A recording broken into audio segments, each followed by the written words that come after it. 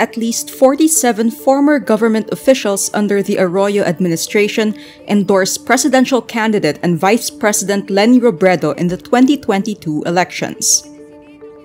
Their endorsement comes even as their former boss, Gloria Macapagal Arroyo, cemented the alliance between the dictator's son, Bongbong Marcos, and presidential daughter, Sara Duterte.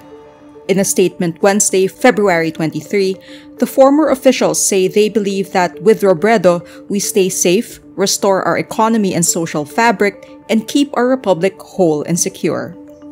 They are the latest addition to the growing number of former government officials backing Robredo. Some of the former Arroyo cabinet officials backing Robredo are former Office of the President Communications Director Silvestre Afable Jr., former Health Secretary Manuel Dairit, former Press Secretary Ignacio Bunye, former Education Secretaries Jess D. Lapus and Edilberto de Jesus, and former Defense Chief Avelino Cruz.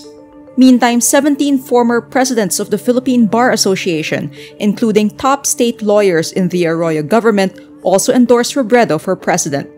In a statement, they say they have full confidence in Robredo's commitment to return the rule of law to its primary place in our system.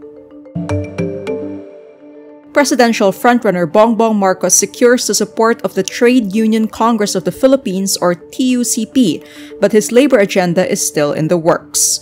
In a press release Wednesday, February 23, Marcos says he will study how to further amend the anti-endo bill so it protects the interest of laborers. During the DZRH presidential interviews last January 25, Marcos said he would address the problem of contractualization by talking to company owners who, he said, are friends. On Wednesday, February 23, Marcos mentions enacting a law, but the fine print of the version of the law he said he will prioritize is still vague.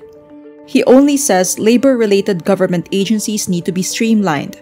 The TUCP drew flack in 2020 for its about-face on its stance on the ABS-CBN franchise.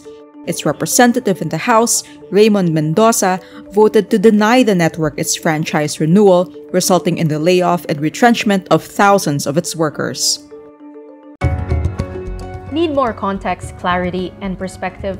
Get the full picture with Rappler Plus. With exclusive content and events, you'll get an opportunity to discuss issues with reporters, experts, and featured guests while helping Rappler continue its fearless journalism. Join now. All 17 mayors of Metro Manila recommend downgrading the capital region's status to Alert Level 1 for COVID-19 starting March 1. In an interview with TV5, Metro Manila Council Chairman Edwin Olivares says the decision is based on the improving risk classification of Metro Manila and its decreasing healthcare utilization rate. He adds, Metro Manila has a positivity rate that is less than 5% and a high COVID-19 vaccination rate. Under Alert Level 1, intrazonal and interzonal movement shall be allowed regardless of age and comorbidities. Olivares calls the possible shift to Alert Level 1 the new normal. But some experts raise concerns over the potential shift to Alert Level 1. They warn vaccination thresholds set at 80% for the elderly population and at least 70% for the general population are not enough to protect the country's health systems in case of another surge. Western nations and Japan punish Russia with new sanctions for ordering troops into separatist regions of eastern Ukraine. The United States, the European Union, Britain, Australia, Canada, and Japan announced plans to target banks and elites, while Germany puts on hold a major gas pipeline project from Russia worth $11 billion.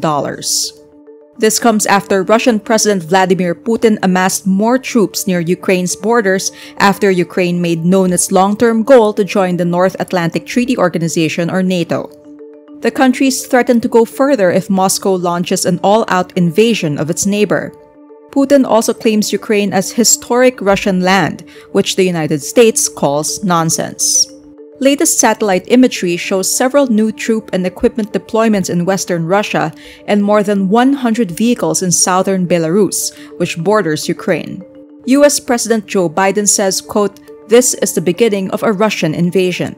Biden also says the US will bolster neighboring countries Estonia, Latvia, and Lithuania, including sending 800 infantry soldiers and up to 8 F-35 fighter jets to locations along NATO's eastern flank.